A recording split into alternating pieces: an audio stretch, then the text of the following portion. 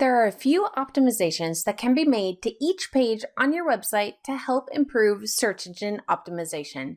Before you can implement the on-page optimization checklist, you need to make sure that you've done your keyword research and understand the targeted keyword for the page.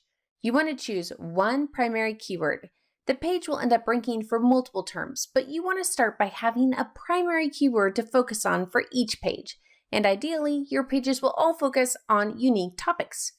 Once you understand the targeted keyword and write your article, you want to follow this on-page optimization checklist to fine-tune your article for SEO.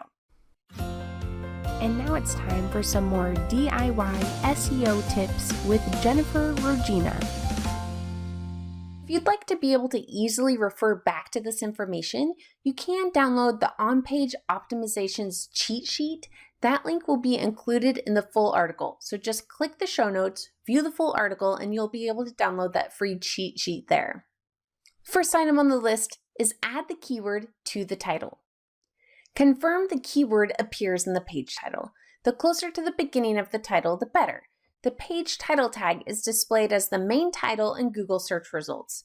To make sure it isn't truncated in search results, keep the title under 60 characters or less than 512 pixels. To see what the title tag code looks like and how to add one in WordPress, you'll want to view our guide to HTML tags for SEO. A link to that guide will be included in the full article. So just like with the cheat sheet, you'll want to click the show notes, then view the full article, and you'll be able to get that link as well. The next checklist item is to add a meta description. Make sure to add a meta description to your page, and make sure it includes your targeted keyword. If you're using WordPress, you can add this using the Yoast plugin. The meta description appears below the title in the search results. It alone doesn't impact your rank, but if it's persuasive, it can increase the likelihood of a user clicking on the link, and more clicks do have a positive impact on rank. Also, the search engine will bold the search query if it appears in the description. So add a persuasive meta description that includes the keyword that you're targeting. The next checklist item is to add your keyword to the URL. If you have control over your URL, make sure it includes your keyword. You want the URL to be human readable, meaning no confusing codes, just plain English and concise. The next checklist item is to include only one H1 tag and add the keyword. Make sure you only have one H1 tag. This will likely be taken care of by your website theme, but if you manually assign header tags, make sure only the top most prominent title uses an H1 tag. Also, confirm your keyword appears in the H1 tag closer to the beginning is best. Use H2 and H3 tags to format any other headings and subheadings throughout the article. The next checklist item is to add keywords to subheadings and paragraphs. So review your article.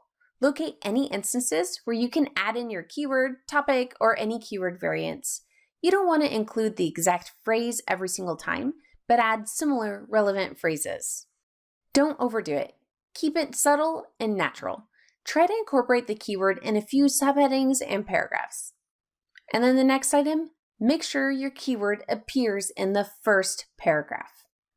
Okay, and on to the next. Add images with alt tags. So add at least one image to your content. Make sure to add alt tags to any image tags. This increases your chances that your images will appear in image searches. Also, this is another opportunity to try and add your targeted keyword or a close variant as another indicator to the search engines of how your article is relevant to the topic.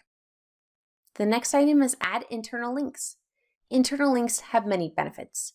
Internal links create pathways for both readers and search engines to navigate your website. They help distribute the value of one page to another page, and they can increase the time that users spend on your website.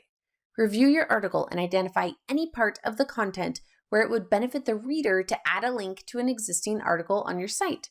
Then review your existing articles to determine if there are any places in your existing content where it would be a benefit to the reader to add a link to the new article. And I actually have a process that you can follow to add internal links to your site. To get the link to that process, just click the full article and the link will be included in the article there. Next is include more than 500 words.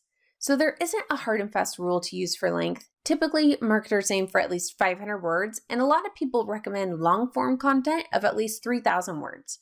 But the best rule to follow is to write the amount of copy that makes sense for the topic. Quality is more important than quantity. But if your page has less than 500 words, you may want to add more content to it if you'd like it to be ranked in search engines. Now remember, you aren't trying to hack your article to magically appear high in the search rankings. You're just trying to make it a little easier for the search engines to identify what the article is about. Your target audience should always be first in mind. If optimizing for perfect SEO makes the article less useful to people, then don't do it. Optimizing for the reader first is the only way to ensure long-term success.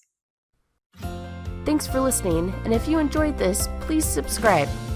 This episode was brought to you by ClearPath Online, a DIY SEO tool for your website.